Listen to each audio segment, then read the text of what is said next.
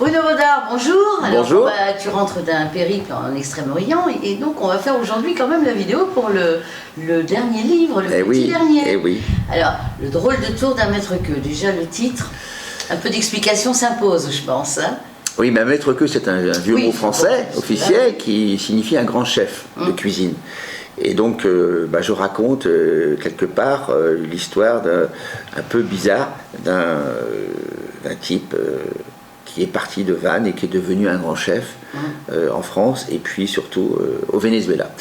Et avec une histoire un peu particulière derrière, c'est que il avait un enfant, une petite fille qui est née à Vannes et puis à 17 ans et demi, il est parti. Et il l'a pas connu. Il l'a pas connu. Il a fui, on va dire les choses telles qu'elles sont. Il a fui. Et puis, mais mes parents qui tenaient l'hôtel-restaurant où il travaillait savaient que c'était lui, la marée bleue. C'était la marée bleue. Savaient que c'était lui le papa de Cathy. Et bizarrement, les choses ont fait que Cathy et son mari se sont rapprochés de mes parents. Et puis un jour, mon père qui le savait a dit à Cathy a rompu le silence.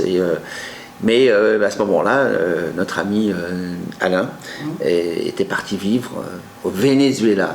Donc aucun contact évidemment à ce moment-là. Et puis la situation a fait qu'il est passé de Caribe en Silla. Enfin, il a eu les aléas de la vie. Il était grand chef reconnu, et puis les choses se sont un peu compliquées. Le Venezuela s'est gâté, le régime s'est gâté, sa santé aussi. Et à la fin, dans des situations extrêmement difficiles dans le pays, eh bien, il a été rapatrié par l'ambassade de France pour pouvoir être soigné en France. Et il est revenu en abandonnant tout au Venezuela. Entre-temps, donc, il s'était marié, il avait une fille là-bas qui s'est mariée à son tour et qui s'était réfugiée en Colombie, parce que la situation au Venezuela, elle est vraiment elle est dramatique. Et donc Alain revient sans le sou, accueilli chez son frère, et il se trouve que le hasard fait qu'il y avait une réunion des anciens de la marée bleue. Et donc on a su qu'il était là, et il est venu. Alors personne ne connaissait puisque c'était le premier apprenti, qu'il est parti tout jeune, qu'il était du quartier de Saint-Paterne, donc tout près d'ici. Et donc là, il est venu tout penaud, et mon père lui a posé la question, Alain, est-ce que tu veux faire la connaissance de ta fille? Et la suite dans le livre.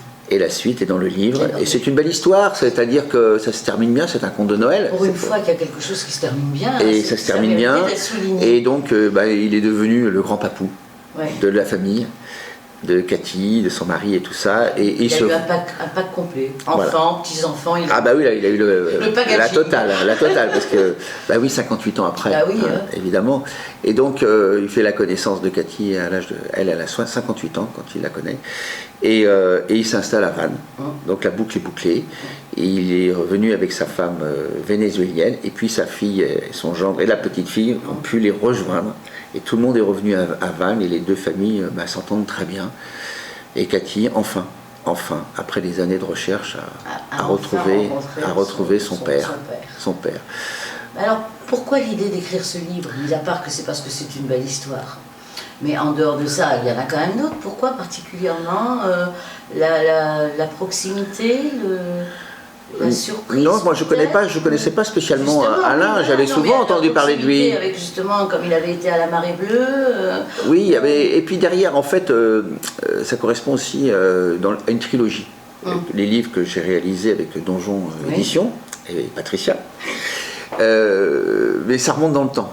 Le premier, c'était sur l'histoire des plus belles baies du monde, donc c'était récent et c'est encore d'actualité, la preuve de mon déplacement en Asie. Donc c'est professionnellement des aventures à la Tintin que j'ai vécues récemment et que j'ai vu encore. Le deuxième, East Side Story, ça remonte plutôt à ma jeunesse, à mes débuts professionnels. L'aventure de la jeunesse. Oui, mes débuts professionnels. Mon premier travail, c'était en l'ex-Yougoslavie, donc je remonte dans le temps.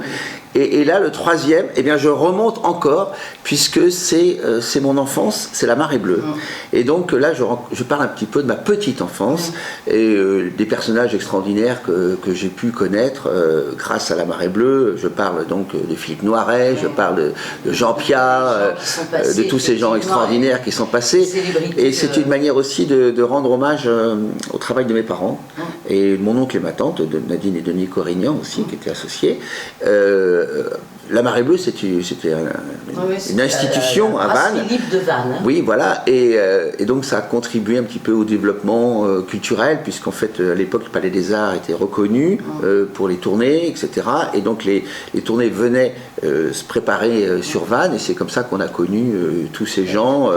Et moi, donc, j'étais l'enfant qui était à la table de ces gens très connus à cette époque-là. Donc ça m'a marqué, et c'est une manière... C'est une boucle. C'est une boucle qui remonte dans le temps, et quelque part, c'était ça peut-être que j'ai voulu raconter, des hommages à mes parents, à la Marée Bleue, qui compte. Et puis voilà, c'était peut-être ça qui a déclenché l'idée de raconter cette histoire. Avec les souvenirs d'enfance. Et puis plutôt sur Vannes, parce que je raconte aussi oui, c'est pour ça que je dis la les histoires bouclée, de si Vannes. on part des plus belles baies, oui. On part de Vannes. Oui. Le livre, il tourne autour de Vannes. Et ben voilà, donc on revient. Il y en a qu'un, effectivement, qui fait plus géopolitique derrière le rideau de fer. À l'époque, le rideau de fer, c'est Side Story. Oui. Mais bon, qui s'explique par un peu la connotation avec le premier confinement où tout le monde, on était franchement tous privés de liberté. Alors, c'est ça. Le premier, c'était dans l'époque du confinement. Le premier, il faut le situer maintenant, le confinement. Oui, c'est le livre, donc, sur le deuxième livre, qui, à l'époque du confinement, et effectivement, c'est possible que ça donne l'envie de sortir, de sortir de cet emprisonnement, et de raconter un emprisonnement quelque part avec politique, avec ces aventures que j'ai vécues à Moscou, dans les pays de l'Est, en Pologne. Voilà, donc ça correspond beaucoup à une époque un peu plus de ma jeunesse. Voilà, donc l'époque où j'ai pu, notamment la Yougoslavie que j'ai vue à l'époque de Tito, qui m'avait marqué. Voilà, donc en fait c'est un rebours. Alors, c'est un rebours. Bruno Bodard, c'est un petit peu où il t'habille finalement à travers le monde. Oui, un peu. On peut résumer ça comme ça, parce que quel coin du monde tu n'as pas fait? Je crois qu'il y en a peut-être un peu l'Amérique du Nord. Ah, si, je connais bien. Moins. Non, c'est Par l'Amérique du Nord, les États-Unis, quoi. Ah, si, je connais bien. Non, c'est la Polynésie que je connais pas. Ouais, voilà, ça manque. Et oui, donc voilà. Il y a peut-être bien une baie en Polynésie. Ah oui, alors qui mériterait un détour. Et surtout, j'ai un ami qui avec l'esprit gourmand. J'ai un ami qui est consul de Fidji. Les îles Fidji, oui. Les îles Fidji. Et donc, j'ai rencontré le responsable des Nations Unies. C'est peut-être les îles Kerguelen. Ah oui, mais ça, on va en parler pour la fin. J'ai rencontré donc le responsable des Nations Unies pour les océans, qui s'appelle Peter Thompson, qui est donc fidjien. Et je l'ai vu à Marseille, à l'UCL, et c'est lui qui va organiser d'ailleurs, qui sera présent à One Ocean Summit, organisé par le président Macron à Brest très prochainement, et ensuite le sommet des Nations Unies et des océans fin juin à Lisbonne. Donc j'aurai l'occasion de le revoir, et lui pousse évidemment notre organisation des plus belles baies du monde, mais aussi l'intégration des Fidji. Donc ça sera peut-être l'occasion d'aller en Océanie. Hein. Et puis la boucle sera vraiment bouclée lorsque j'irai dans l'autre golfe du Morbihan. Oui, il y a deux golfes du Morbihan. Hein. Avec l'île aux Moines. Hein. Avec l'île aux Moines. Et puis il faut passer par la baie d'Audierne pour rentrer dans le golfe du Morbihan des Kerguelen. Là, je réserve mon billet pour accompagner. Alors là sur le Marion Dufresne 2. Oui, complètement.